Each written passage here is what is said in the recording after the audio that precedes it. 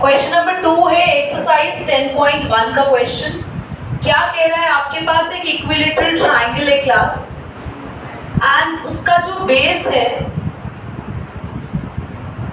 ध्यान से सीखना, उसका जो बेस है, ये एक ट्राइंगल मैंने जान के बनाया। अच्छा, आप एक ट्राइंगल छोड़ दो, आप ट्राइंगल छोड़ो, आपको बेहतर समझ में आएगा।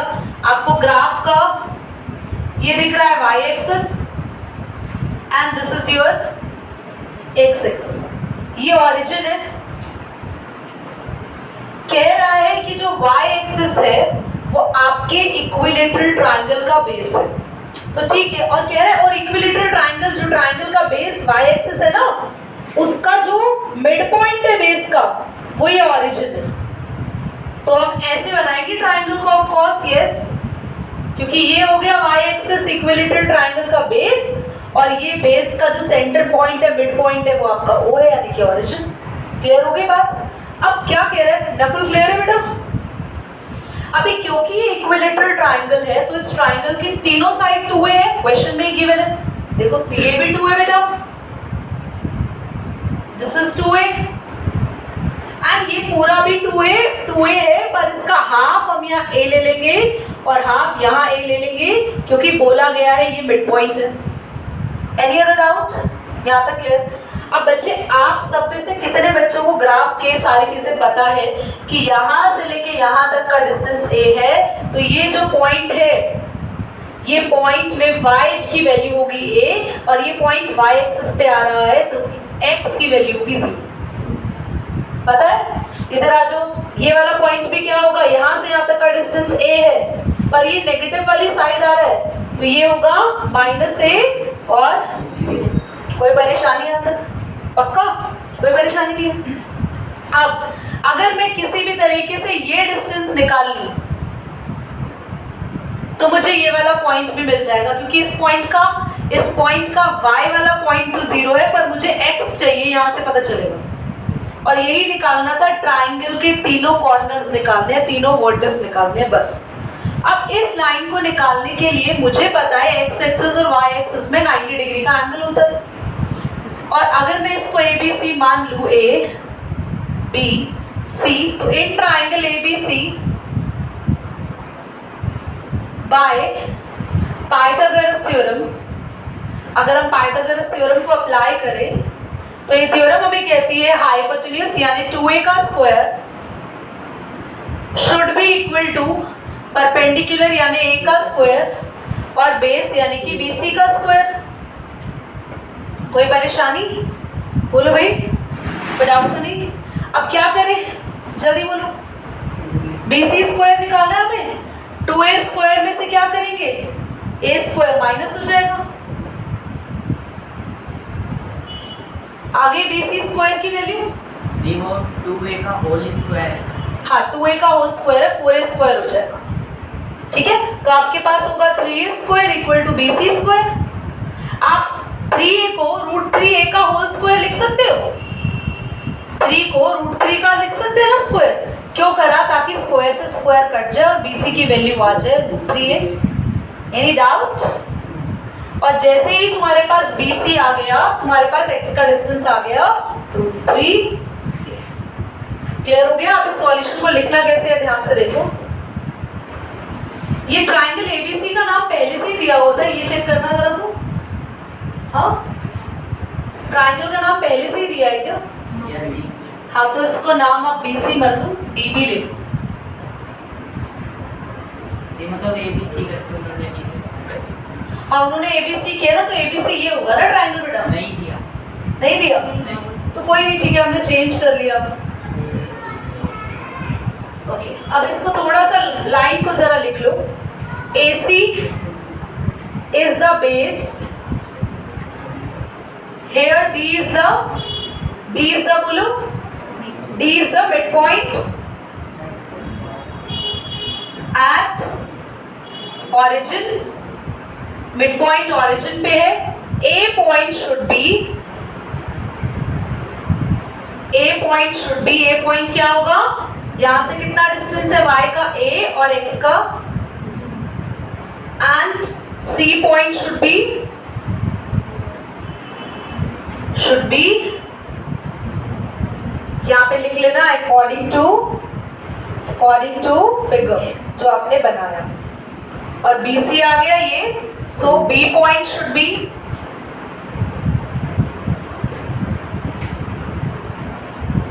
√3a, C। तीनों पॉइंट्स रेडी है। ये क्वेश्चन आ सकता है, इससे मिलता जुलता क्वेश्चन पेपर पे आ जाता है।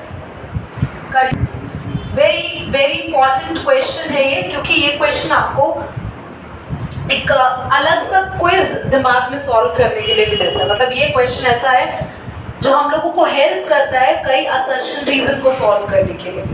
ये जो क्वेश्चन लिखा है ना, PQ parallel to y axis, PQ parallel to x axis, इनके जो आंसर्स आएंगे वो असर्शन रीजन की फॉर्म में क्वेश्चंस बनता है। ये वाला जो क्वेश्चन आपके सामने है, आप समझना कैसे। देखो, कह रहे एक पॉइंट है P जिसके कोऑर्डिनेट्स है x1 y1, और एक पॉइंट है Q जिसके कोऑर्डिनेट है x2 y2।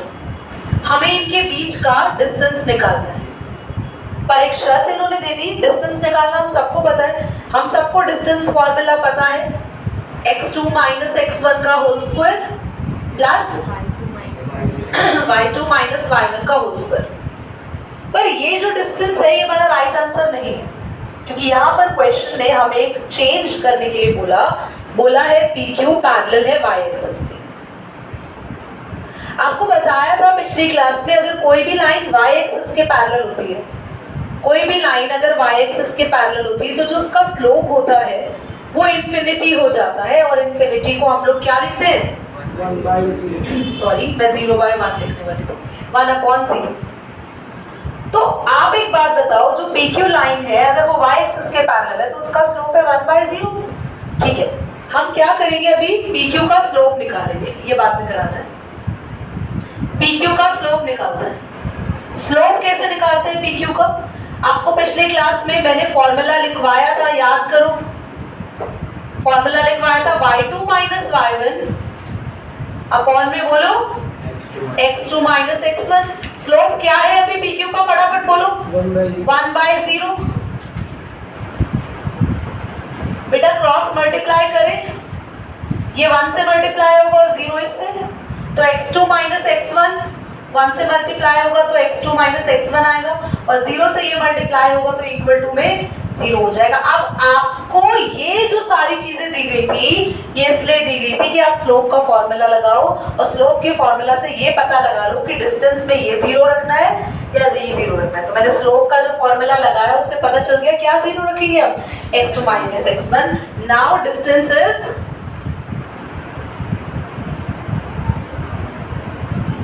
x2 minus x1 को 0 लिख दो, स्क्वायर रूट से बाहर आ जाएगा, आंसर कितना आया, बस ये डिस्टेंस आ गया। समझ में आया, क्लियर हुई बात? अब आगे आ जाओ, सेम क्वेश्चन करेंगे हम लोग। यहाँ पे लिख देते if PQ parallel to y axis, यहाँ से हटा देते हैं। अब इधर आ जाओ, if PQ parallel to x axis, तो क्लास तब PQ का स्लोप क्या होगा, ध्यान से देखो। P ये वाला पॉइंट है x1 y1 और Q पॉइंट है x2 y2। हमें पता है अगर कोई लाइन x एक्सिस के पैरेलल होती है तो उसका स्लोप क्या होता है, x2 minus y2 minus y1 upon slope 0 होगा। 0/1 लिखो या 0 लिखो, एक ही बात है काफी। तो बेटा स्लोप 0 हो जाएगा, ये मल्टीप्लाई हुआ इधर, तो ये चीज 0। इस बार किसको 0 रखेंगे हम, according to that y2 minus y1।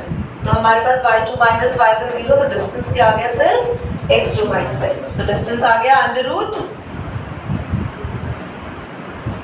ये तो 0 हो गया, सिर्फ x2 माइनस x1 का स्क्वायर बचेगा, रूट से बाहर आएगा तो आंसर होगा बस कर लीजिए। अच्छा क्वेश्चन है, ध्यान से समझिए इसको। क्वेश्चन नंबर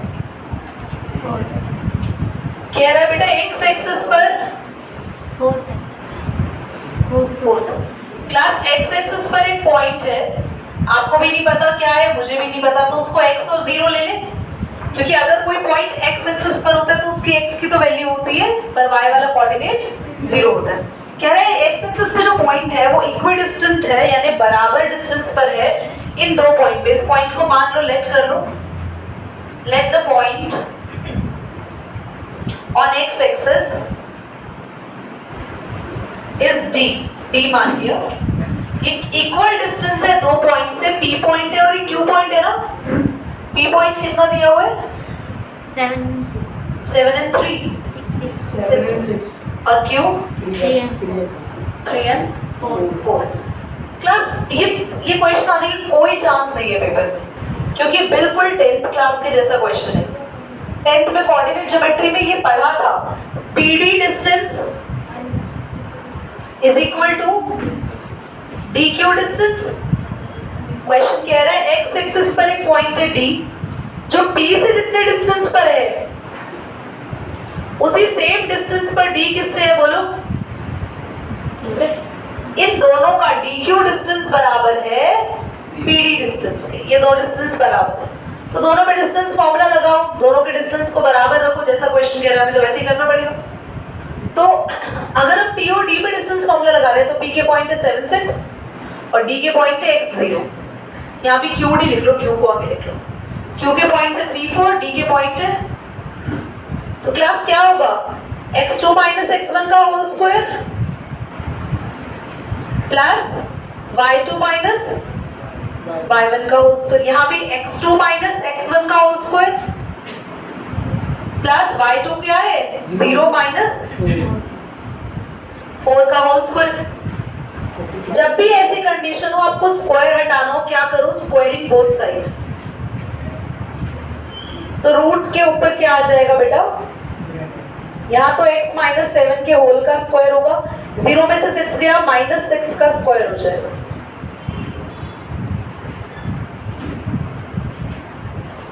और अगर आपने स्क्वायरिंग बोथ साइड किया तो रूट आपका कैंसिल हो गया। यहाँ पे x माइनस 7 के होल स्क्वायर का formula a square b square minus 2ab, और यहाँ पे माइनस 6 का स्क्वायर 36, प्लस का 36 भी आएगा, पता है ना। यहाँ a square b square minus 2ab and minus 4 का स्क्वायर भी प्लस का 16। बेटा x स्क्वायर से x स्क्वायर कैंसिल हो गया, 49 14x plus 36 9 minus 6x plus 16। तो बेटा क्या करेंगे? ये दोनों ऐड करेंगे, यहाँ पे इन दोनों को ऐड करेंगे हम लोग, और माइनस 14x माइनस 6x को x वाली चीज हो गई एक तरफ रख लेंगे, विदाउट x वाली चीज हो गई एक तरफ रख लेंगे, फटाफट से x को फाइंड आउट करेंगे। जल्दी से काम तुम करो, पॉज करो इसको, ध्यान से देखना बच्चों। Very important question. क्वेश्चन क्या रहा है? ऑरिजिन से एक लाइन आ रही है और वो दो पॉइंट्स के मिलने वाली लाइन के मिड पॉइंट पे आ रही है। देखो ऑरिजिन से एक लाइन आ रही है जो कि इन दो पॉइंट्स के मिड पॉइंट पर आ रही है। मैं इस मिड पॉइंट को क्यों मान लेती हूँ? ये लाइन है पी आर मान लो। दोबारा समझो, there is a line coming from origin and intersect at mid point. वो मिड पॉइंट किसका है? इन दोनों पॉइंट से बनने वाली लाइन का मिड पॉइंट। और हमें बोला है find, we need to calculate, हमें बोला है आप कैलकुलेट करो स्लोप ऑफ OR, इसका स्लोप निकालो। अरे भाई स्लोप होने के लिए मेरे पास मान लो ये x1 y1 है, पर मेरे पास ये पॉइंट भी तो ये तो OQ है, होना चाहिए। OQ लिख लो। हमारे पास इस लाइन का स्लोप निकालने के लिए एक पॉइंट तो है पर एक नहीं। तो तुमने 10th में मिड पॉइंट फॉर्मूला सीखा था, आपको याद है इन दोनों का मिड पॉइंट कैसे निकाल सकते हैं, इनका मिड पॉइंट कैसे निकाल सकते हैं? देखो इधर मिड पॉइंट, हाँ याद है फॉर्मूला? किस किस को याद है? ना ना ना मिड पॉइंट निकालते थे x डैश निकालते थे x1 प्लस x2 बाय 2, याद आया? y डैश निकालते थे y1 प्लस y2 बाय 2, याद आया? ये पॉइंट हो गया x1 y1 थोड़ी देर के लिए, और ये पॉइंट हो गया, इसको क्यों x1 y1 x2 y2 माना? क्योंकि इन्हीं से ही निकलेगा q मिड पॉइंट। तो x1 x2 यानी कि 0 प्लस 8 बाय 2, 0 प्लस 0 बाय 2, बहुत बढ़िया। और y1 y2 यानी -4 प्लस तो क्लास ये आ गया 4 -2 और y डैश आ गया माइनस का 4 क्यों आ गया, क्योंकि भाई 8/2 4 ही होगा, यहाँ पे -4/2 -2। तो पॉइंट मेरे पास रेडी है। अगर आपके पास पॉइंट है तो क्या स्लोप निकालने में परेशानी है? जल्दी देखो, slope of OQ, okay points लिख दो और Q के पॉइंट्स भी लिख दो। बेटा स्लोप का फॉर्मूला क्या सिखाया है, जल्दी बोलो। अपॉन में x2 माइनस, तो ये हो गया आपके पास x1 y1, ये हो गया y2 माइनस y1, यानी कि -2 माइनस 0 अपॉन में 4 माइनस, तो आंसर आ गया -2/4, यानी कि माइनस का 1/2। ठीक है, कर लीजिए। This would be the last question of the class, but बहुत ध्यान से सीखिए। हमें ट्राइंगल के 3 वर्टिसेस दे रखे हैं, पाइथागोरस थ्योरम के बिना प्रूव करना है। हम लोग को तो ये पता है कि पाइथागोरस थ्योरम लगा दे, 3 डिस्टेंस कैलकुलेट कर दो, एक का स्क्वायर बाकी दोनों के सम के स्क्वायर के इक्वल आ रहा है, पर ऐसा पाइथागोरस नहीं लगाना। बिना पाइथागोरस थ्योरम के प्रूव करो कि एक राइट एंगल ट्रायंगल। तो कैसे करेंगे, ध्यान से सीखिए।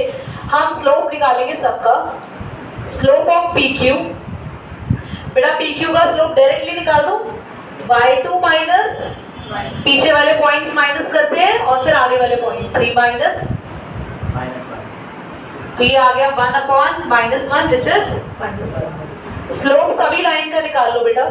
स्लोप ऑफ PR का स्लोप होगा -1 -4 अपॉन में -1 -4, बेटा आंसर आएगा -5/5, यानी कि 1। और स्लोप ऑफ QR या RQ एक ही बात है, -1 -3 और -1 -3 भी, -1 -5 और -1 -3, 3/2। तीनों के स्लोप आ गए। जल्दी से बता दो, क्या कोई 2 स्लोप को मल्टीप्लाई करके -1 आ रहा है? जल्दी से क्विक, कोई भी 2 स्लोप को मल्टीप्लाई करके माइनस आ रहा है? Hence PQ into PR, slope of PQ into slope of PR, अगर हम इन्हें मल्टीप्लाई कर रहे हैं तो क्या आ रहा है? सो PQ परपेंडिकुलर होगी किस पे? PQ PR पे परपेंडिकुलर होगी, ध्यान से देखना, PQ PR पे। तो ये PQ लाइन PR पे होगी, तो इसका मतलब ट्राइंगल कैसे बनेगा? ऐसे नहीं बनेगा जैसे मैंने बनाया था, ऐसा नहीं बनेगा। PQ और PQ एंड PQ PR, ये P आएगा, PQ एंड PR परपेंडिकुलर। समझ में आ गया? Is that clear? ये PQ लाइन परपेंडिकुलर होंगी PR पे, और जो कॉमन आ रहा है दोनों में PP, वहां बनेगा 90 डिग्री का एंगल। Is that clear?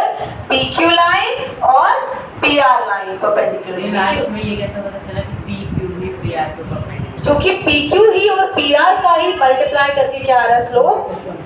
मतलब PR जरूरी क्यों है कि -1 ये हमें पिछली क्लास में सीखा था कि 2 लाइंस अगर परपेंडिकुलर होती है तो उनके स्लोप का मल्टीप्लाई -1 होता है।